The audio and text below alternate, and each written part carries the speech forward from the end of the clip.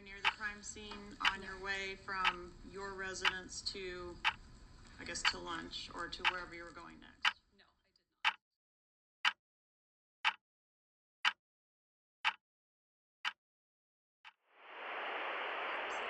Near the crime scene on your way from your residence to, I guess, to lunch or to wherever you were going next?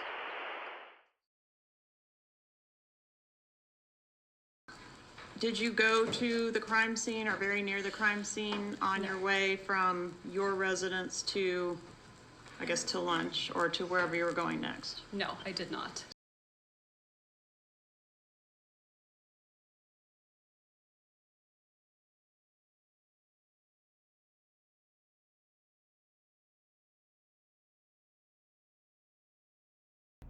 Working for an hour or so from the house. I was gonna take a shower, but I didn't. I ran out of time. I did laundry, and then I left the house around noon. To go to the liquor store and the stuff for the party? Yeah. Okay, you went down which road you said?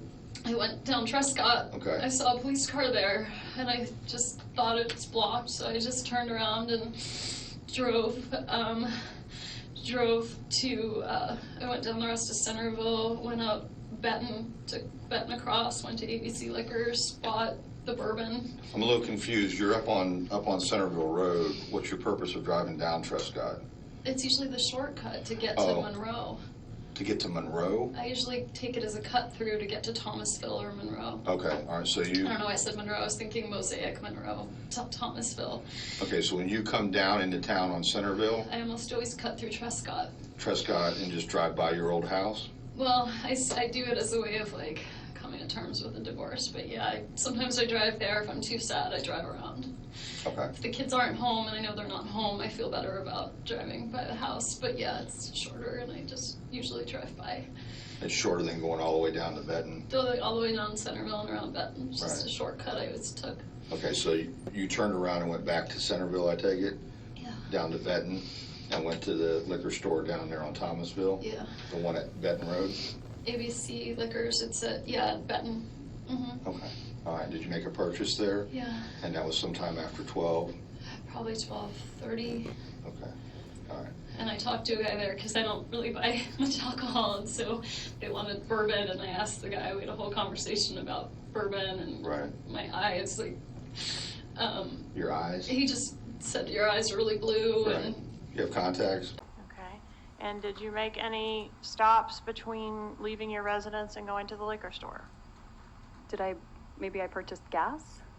I don't know if you did or not, but I'm referring to your visit to the crime scene. I did not visit the crime scene. Okay. You did not pull up to the crime scene tape on Trescott Drive? No. I was driving on Centerville Road, and sometimes I would take the shortcut through Trescott. Yes, ma'am. But when I was driving on Centerville Road, I saw some sort of tape or obstruction, and so I didn't turn. Okay. On the way to run your errands, did you go by the crime scene? No. On the way to run your errands, did you encounter a roadblock on Trescott? I did. All right, so you did turn off of Centerville onto Trescott. I did. All right, and when you encountered a roadblock, what did you assume the problem was there? I figured it was just an electrical storm or something. There was some tape, and it looked like the road was blocked off, and so I just turned around and went back and went up Benton. And had there been an electrical storm that morning? I didn't remember an electrical storm, but in the summertime, there's always trees falling and rainstorms, so pretty normal. Right, and you weren't concerned based on that experience that there could be something going on at previously your marital home? Absolutely not. And your ex-husband, Dan Markell, had your children at that time, right? No, he did not. All right, so what time did you leave the house to go have lunch? I really didn't remember offhand, but I refreshed my memory and saw it was sometime around 12:45. Okay, so it makes sense that you might have left your residence at about 12:30?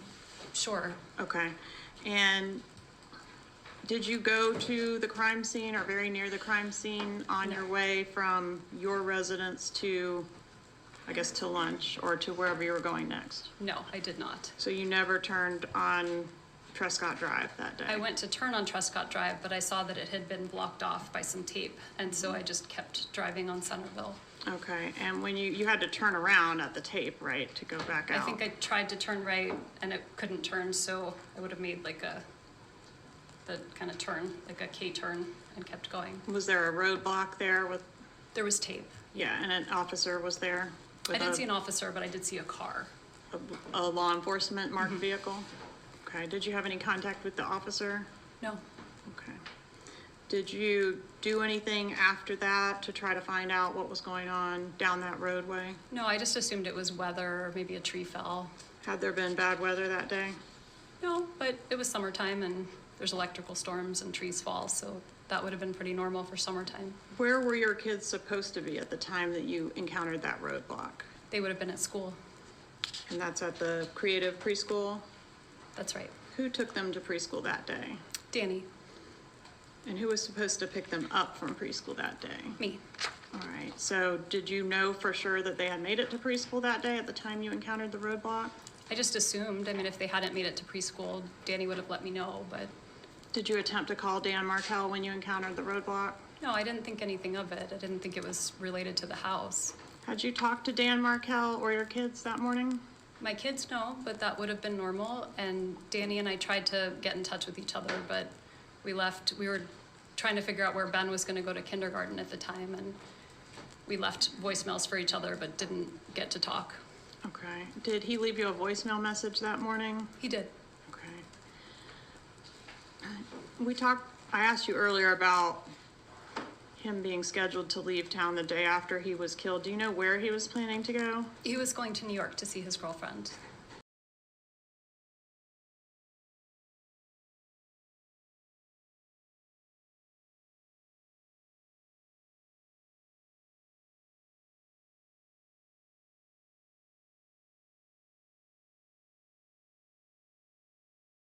Get any big gifts for his 70th? I don't remember. So there was no big lead up and discussion about some big gift that you were involved in, at least? I don't remember. I don't remember if I gave him a present. I hope I did. Do you remember what anybody gave him for that birthday? I really don't. Was the murder of Dan Markell your dad's big gift? I mean, that's, of course not. That's a horrible thing to say. What about the grandchildren, getting full unfettered access to the grandchildren? My Could that parents have been had the full big gift? unfettered access to their grandchildren always. Not when they lived in Tallahassee. Well, whenever they could come up and see them, they did. They were 50% of the time with Dan Markell, right? Sure, but whenever they were with me, they had full unfettered access. On the occasion that we're talking about, Dad's birthday, was that one of the times that when you came back to Tallahassee, your parents rode with you and then rented a car and drove home in the rental car? It was. And how long a drive is that? It's about 7 hours. During that 7-hour trip, or at any time when you were in South Florida, was there any discussion of a murder at all? No, absolutely not. Any discussion of what to do about Dan? No.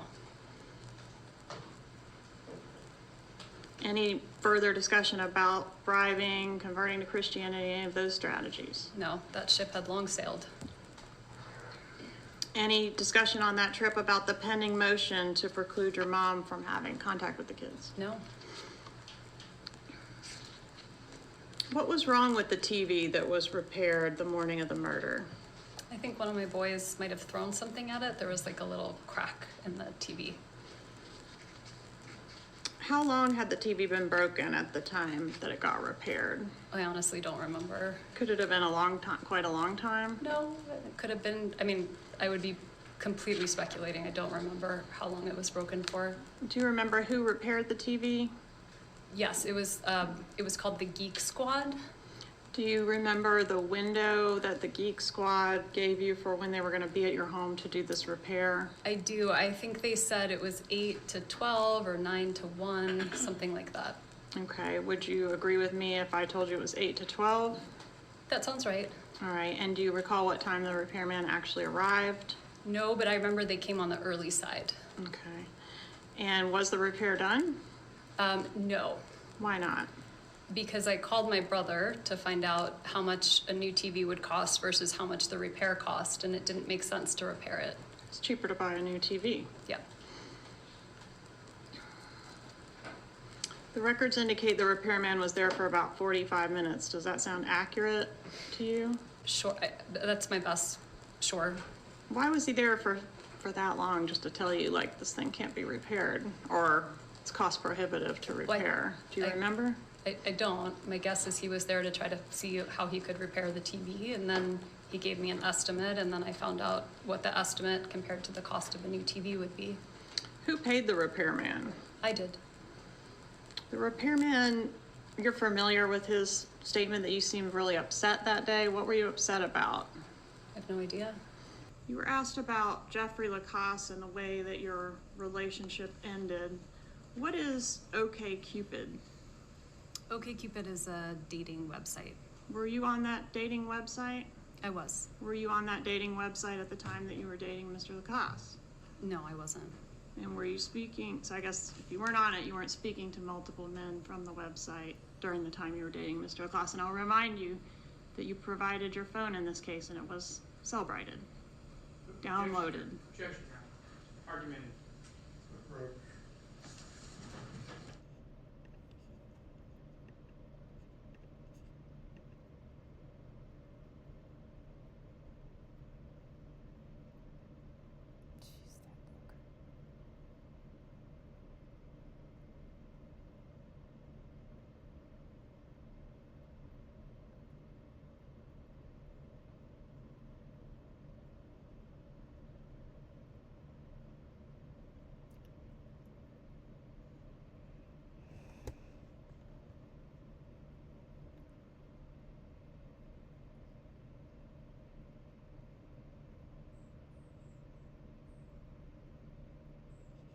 That's denied as to improper impeachment is the same.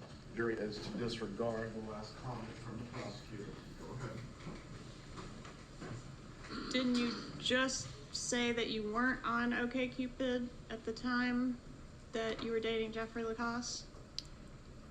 I don't know when we say I officially stopped dating Jeff Lacasse, but there's a chance that, I don't remember in 2014 whether I had gotten the app and started talking to people before we officially broke up. Okay, so my point is, there's a chance that he was right. You were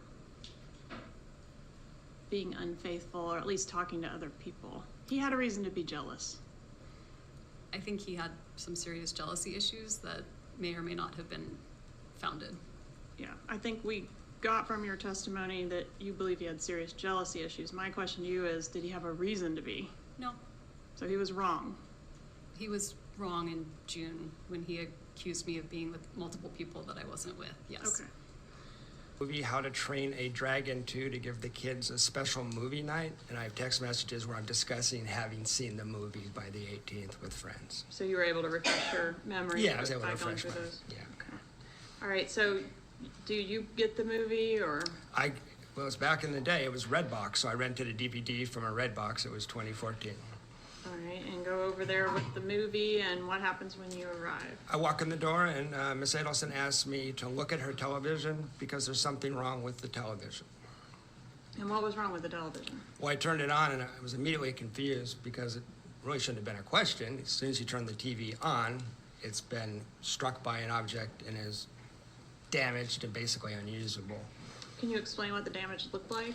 Yeah, it looked like somebody stood in front of it, took their fist, and hit it like that was my first impression. So kind of like a shatter mark with spiders? Yeah, there's like an impact crater, and then there's, out from that, and it's all pixelated and distorted, which makes it very difficult, or really no one would watch this TV unless you had to.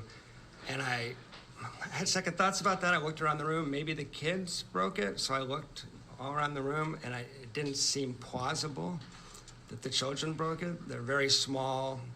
This object had to be kind of heavy. I'd thrown a ball around with them. I just couldn't see how the kids could have done it. But you didn't see how it got busted? I didn't see it. I didn't know for sure, and I didn't know we'd be discussing this in a murder trial, so I didn't investigate further or think about it very much, Sure. to be honest with you. I just thought, okay. Were there other TVs in the house? There was a TV in the back bedroom, a similar make and model that we had watched television with the kids before on that TV before, so yes. Is that where you watched the movie that night? No, I went to go hook up the DVD player in the back room. Miss Adelson insisted that it would not work and actually stopped me from even trying. So thought that was very odd, but I didn't want to argue, and it's her house, her TV, her kids, so I said, okay. So did you watch the movie on the broken TV? Yeah, we gave the kids movie night where we watched a movie on a broken television that was distorted enough that you could follow what was happening, but the kids are whining and crying the whole time. And I wasn't whining or crying exactly, but I was tempted to because it Close. was pretty frustrating. And I just didn't understand, what was going on. And of course I had related that this TV is broken, it's unwatchable, it's not covered by warranty, you're gonna have to get a new TV, and I offered to go do that for her anytime she wanted. She's a busy single mom, I'll run by Best Buy, get you a new TV. It was not like a 80-inch TV or something that was really that luxurious. It was a TV like you'd see in a dorm room, so we could have replaced it right away. All right, did you end up getting a new TV? No, she turned me down several times on that offer, and again, it's her house. I tried to respect her boundaries, and I said, oh, okay. But it was inconvenient because after dinner, it's nice to be able to put the kids in front of that TV while you clean up the dishes and stuff. And it Okay. sat there being an inconvenience for a while. All right.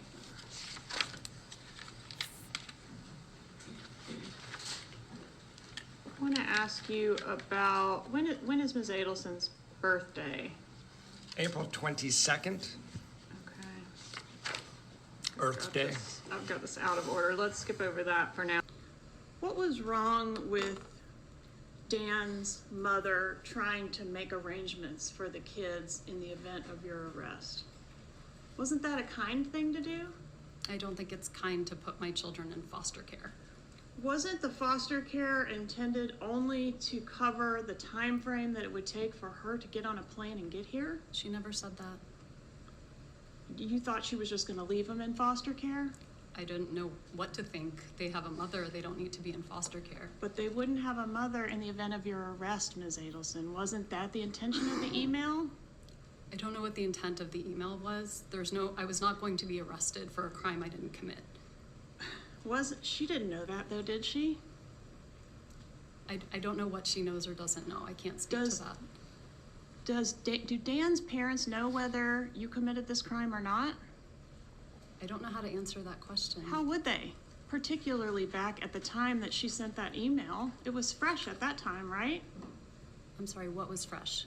All the events that were occurring, the arrests.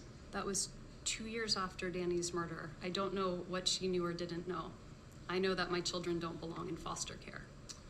Was it a specific foster care that she was requesting be called in the event that the children had no place to go and were going to be going into the custody of the state? She did suggest a specific foster care agency, A Jewish-run foster care agency. a Jewish foster care. How many times have the kids visited Dan's parents since this murder? Many. It'd be hard to count.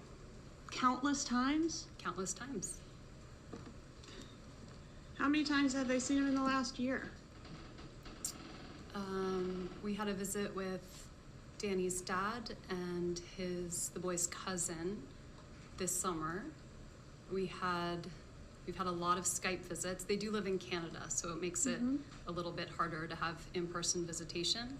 But every time they've asked for it, we've arranged it. Every time they've asked for a visit, you've arranged it. Yes, ma'am. How many times have they seen him in the last 5 years? Again, we Countless? as in the last 5 years, that overlaps with the time when they tried to put them in foster care. So since we've reestablished relations, we've seen them about twice a year whenever they come down to Florida. So in the last 5 years, they've seen him how many times? 2 or 3 times a year? About that. Has this been a major issue between you and Dan Markel's parents? This issue of them having access to the kids? The issue of them trying to put them in foster care is a major issue. No, ma'am, that's yes. not my question. I'm sorry. Hasn't the issue of them trying to get access to your kids been a major issue, at least for them? Since they tried to put the children in foster care, yes. Before that, it was not a problem. Are you familiar with their work across the street at the legislature, trying to get bills passed to give grandparents rights to see kids? I'm familiar with their grandparents' legislation, but it's actually unconstitutional. Okay.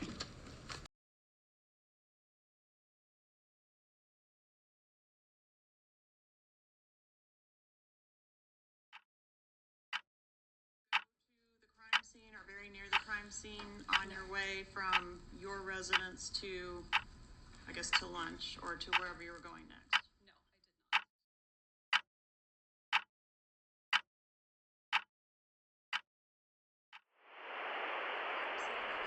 Crime scene on your way from your residence to, I guess, to lunch or to wherever you were going.